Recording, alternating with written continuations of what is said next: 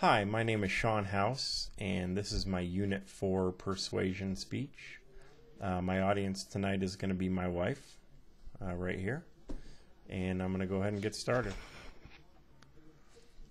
In the November 2000 general election, Coloradans passed Amendment 20, and the Colorado Department of Public Health and Environment was tasked with implementing and administering the medical marijuana registry program.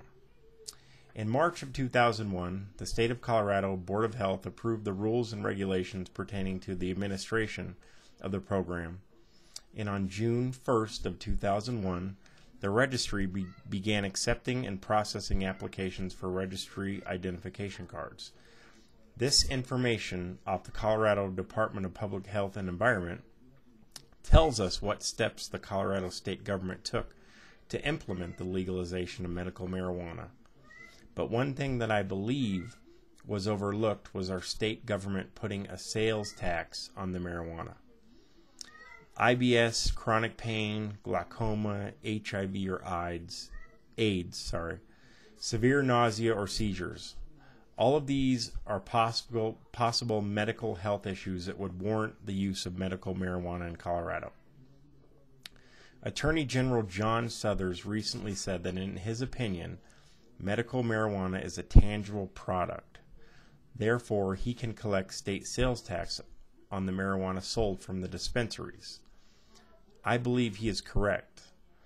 I also believe we should take the money from the taxes and put it toward the state gap in the budget.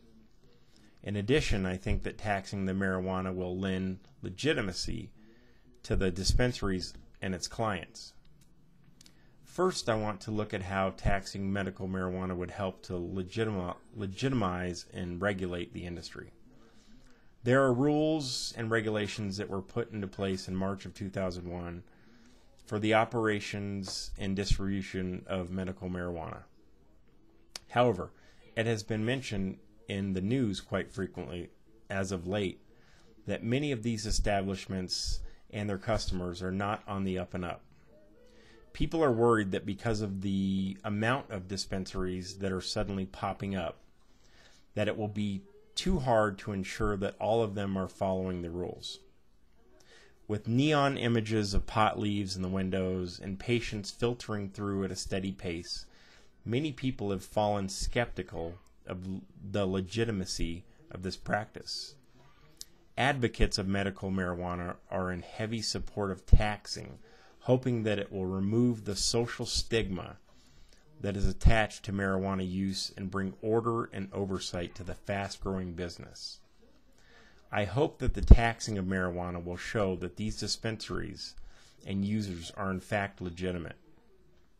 If the state makes these people pay taxes, it will make them be as any other business that is selling a product. Also, it will lead to more regulations by the state.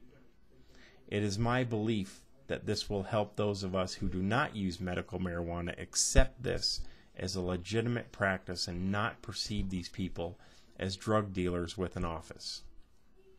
It will take time, just as it did when the prohibition laws on alcohol were lifted, but I believe it will get there.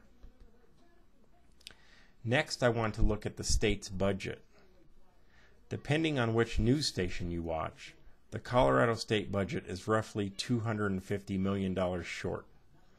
With the threat of closing libraries and schools, this idea makes a great deal of sense.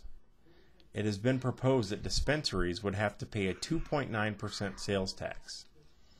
It is estimated that in the first year alone, the state could collect upwards of $15 million, and communities could collect an additional $45 million through city and county taxes. Let's take a look at what we could use this money for. Jefferson County recently asked its community where they thought the Jefferson County Board of Education should make $35 million worth of budget cuts. I, for one, say nowhere. Our children are the future, and I believe we should invest in that future, not hack away at it. If we tax medical marijuana in Jefferson County, we would not have to make all of these cuts. In October of 2009, Denver firefighters agreed to put off their pay raises to help balance the city budget. This will save Denver approximately $2.5 million. Once again, we need these people who risk their lives to protect us. They earn their salaries by putting themselves in harm's way. If Denver collected a sales tax on its medical marijuana, we could afford to pay the firefighters what they have already earned. In closing, I'd just like to say that whether or not you agree with the legalization of medical marijuana, the fact remains that it is legal in Colorado. Maybe we should all think about the possibilities of the taxation of medical marijuana.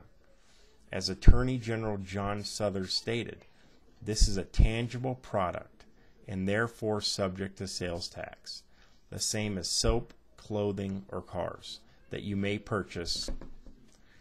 So why not tax medical marijuana? Why not use the proceeds to help with the gap in our budget? If this can help our schools, our public servants, then why not tax it? And if this can in any way lead to better regulation that will ensure only legitimate dispensaries are operating, then why not tax the marijuana? In my opinion, this can only help all those that live in our state. Thank you.